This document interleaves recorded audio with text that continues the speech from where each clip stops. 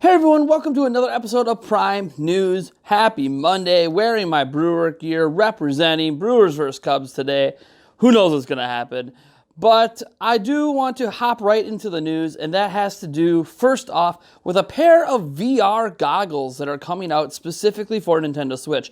Now, if you guys remember, last year there was a patent that came out from Nintendo where it showed Nintendo was experimenting with VR on the Nintendo Switch. Now, those goggles never came out, and this was also around the time that rumors came out about Resident Evil 7 VR being tested on Switch, and whether or not that is true doesn't really matter because the goggles never came out, and Nintendo has since stated that they don't feel VR is in a state yet where Nintendo should heavily invest into it like PlayStation has done. That has not stopped other companies, though, from attempting to make this work on Switch. Now, I want to note before I get into this that no, even phone-style VR is not technically possible on Switch because the system does not support it. However, a company has come out and they call themselves NS Glasses. That's also the name of the product. Obviously, it's saying Nintendo Switch Glasses, but they're not using Nintendo Switch in the branding because, obviously, copyright reasons.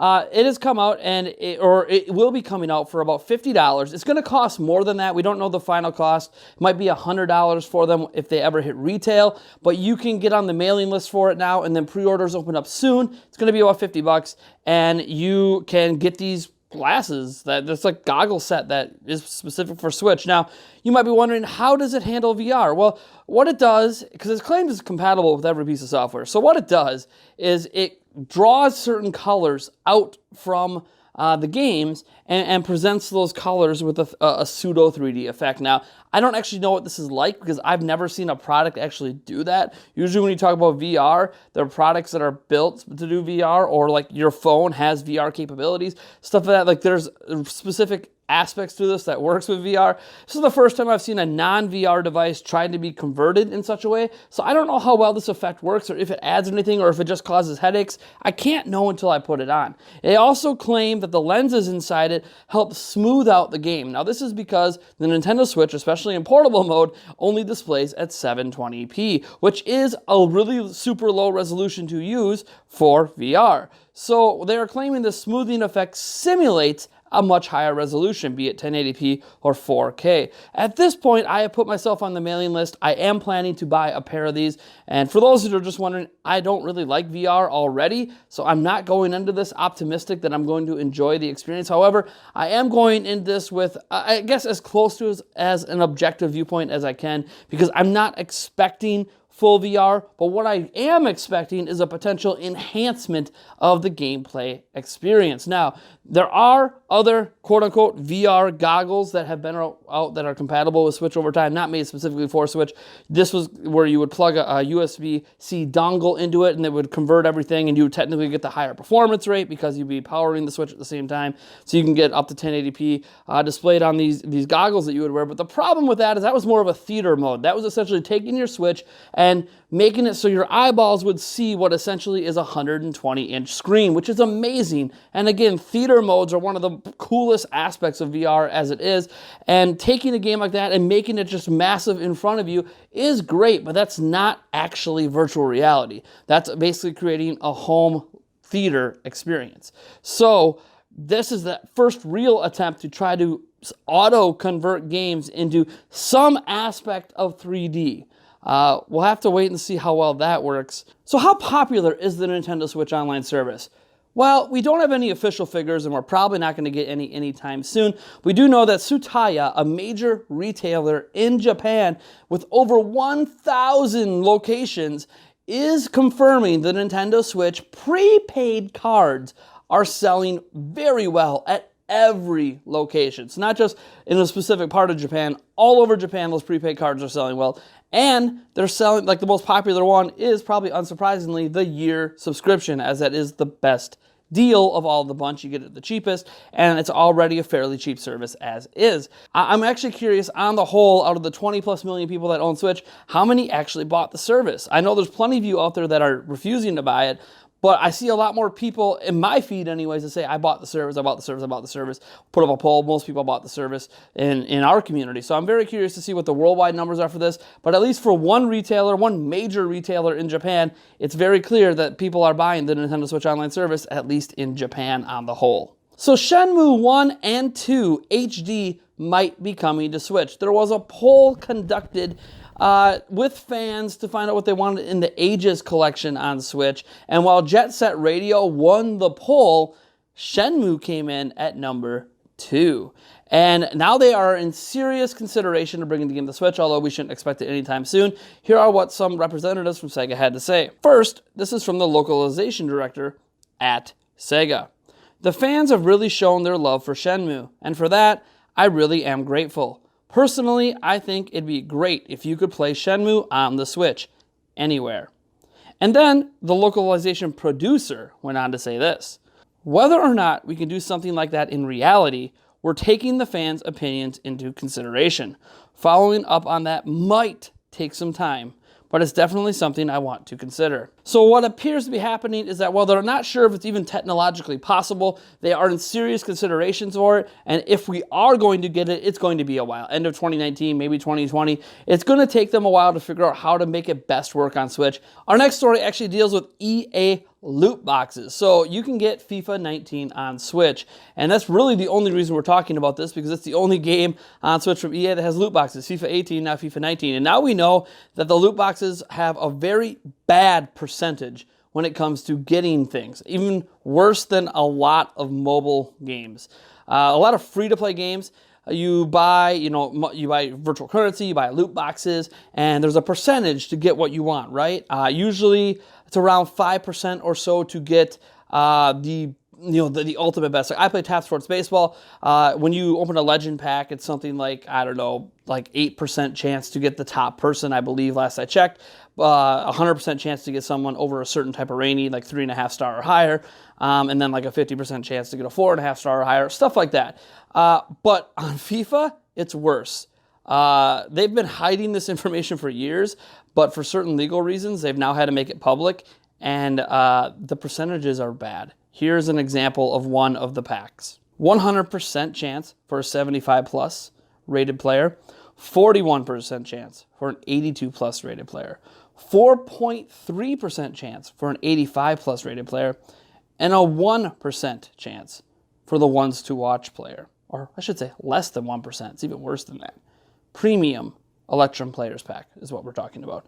And this is very, very dangerous territory, because this is a $60 product that has microtransactions, that has loot boxes, and on top of that, the percentages are so bad that it's going to make people spend more and more money. I'm hoping this kind of information deters the people that usually spend money on the loot boxes for FIFA, especially on Switch, where we're missing so many modes in Ultimate Team that it makes it feel like you need to spend a bunch of money to have a decent team. And now we know what the percentages are like to even get a decent team. And if you're wondering what the ones to watch mean, ones to watch is basically you're getting an 85 plus rated player, but they can get better and better and better as you play, whereas the other players kind of just stay the same. This is not good. This is just not good. And I guess we shouldn't be surprised.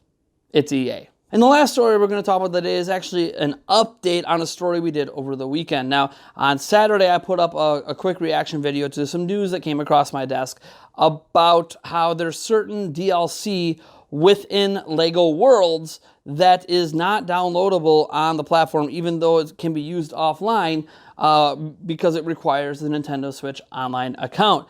And a lot of people wanted to blame WB for this. WB themselves blamed Nintendo. And it was this whole mess. And I kind of took the side of Nintendo needs to do something about this.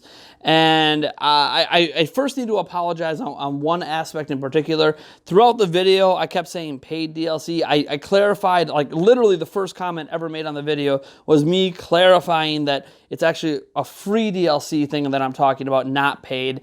And for those that want to understand what this is, I'm going to put a link down to a video done by Spawnwave where he shows which content is actually locked, that is not able to be downloaded without the Nintendo Switch Online account, because he has LEGO Worlds, and he goes in and he shows this is what it looks like when you have a Nintendo Switch Online account. This is what it looks like when you don't. And there's a particular section inside the game that isn't downloadable. In particular, a showcase section where you can download individual builds. Now, some of these builds are part of much larger DLC packs. And this is where it gets really confusing because you can buy DLC that's on the eShop. There's even a free mega pack on the eShop that you can download for LEGO Worlds. So it's not like you can't get DLC for this game without a Nintendo Switch Online account. But there are content within the game, these individual builds that are completely grayed out when you do not have a Nintendo Switch Online account. You can't even go to it and select them. And those individual builds include the things like we talked about, the Egyptian bathhouse. You can't get that even though you can use it offline. Now, some people said that the solution to this should just be WB adds all these things to the eShop. And this is where I have to give a little criticism to Nintendo. I don't know that adding these small individual builds, adding hundreds of those individually to the eShop really makes a lot of sense. It would be very difficult to find those individual builds. You'd have to look them up specifically. Yes, they could release them in free download packs, but the whole point of these builds is that you do not want everything. You just want one individual item out of the packs. And it's kind of a mess, to be honest, the way that the eShop could handle little tiny bits of free content like this. It's very difficult for the eShop to handle that kind of thing in a convenient way for consumers. So I could see essentially why this content is not on the eShop, although WB could put it on the eShop as a workaround to this issue. So yes, WB could fix this. It's just in a way that's still completely inconvenient for LEGO Worlds players. Now, that being said, there's a lot of accusations flying around about I didn't do my research, I didn't do this, I didn't do that. So let's get to it now, since all of the information I have is laid out on the table. One, I contacted WB support. They got back to me this morning. They told me to basically contact Nintendo. They said there was a new policy in place, just like we reported over the weekend, and that this policy was put in place by Nintendo, and there's no choice. I contacted Nintendo support over the weekend, both through email and called them. When I called them, they just kind of gave me a runaround and said, go talk to WB. When I emailed them, they emailed back and gave me a much better response. And that was essentially that any downloadable content that requires an online connection within the game requires the Nintendo Switch Online service. So it's a very specific case that would require the Nintendo Online service, and WB has that specific case. It's also pointed out that throughout all my interactions with Nintendo support, they kept saying that it should only affect WB, and that if we have an issue with it, to go talk to WB about it. And again, I tried, and WB sent me back to Nintendo and blamed Nintendo again. So I don't know if this is just a classic a butting heads on this issue where WB has a way they want to deliver content. Nintendo's telling them, well, if you're going to use that way, we have like this policy in place where you can't do that without a Nintendo Switch Online account. I don't know. It almost feels like the Netflix situation. You remember where we've been talking about not having Netflix on Switch forever, and Reggie Fils-Aimé is like, hey, go talk to Netflix. And Netflix is like, hey, go talk to Nintendo. Neither one of them want to take blame for it. So there's really something interesting here, because it's one of two situations. Essentially, WB is right in that it's because of this new policy Nintendo has with Nintendo Switch Online. That customer service did admit to me exist. So that's possible, and that could explain everything, and then WB just needs to find a way to work around it, or just not work around it at all and say, screw it. The other possible issue is that this is really just a bug. And this is something that Spawnwave brought up when he was talking about it, because he said this could just simply be the Nintendo Switch Online service launched and it basically broke the game and it just hasn't been patched or fixed. That is entirely possible as well, because after all, we're talking about customer service reps. It's about as far up the chain as we can go. And customer service reps are not always 100% reliable. The WB person could be just salty and could be lying. The Nintendo reps might just not know anything, and maybe this policy they said exists isn't actually real and doesn't actually exist. I don't know really what to say at this point. It's a confusing mess, and here we sit on Monday, and I don't think anything is more clear than it was before, outside of the fact that, one, we know exactly what content is blocked, and two, we know that both companies are blaming each other. Well, one is saying Nintendo has a policy. Nintendo's admitting they have said policy, but they won't take full blame. And it's just, I don't know. This is about all I can, the only reaction I have at this point. All right, folks. I am Nathaniel Rufflejans from Nintendo Prime, and if you like this video, you know what to do. And if you dislike the video, hit that dislike button. Subscribe for more content, and I'll catch all of you guys in the next one. Yes.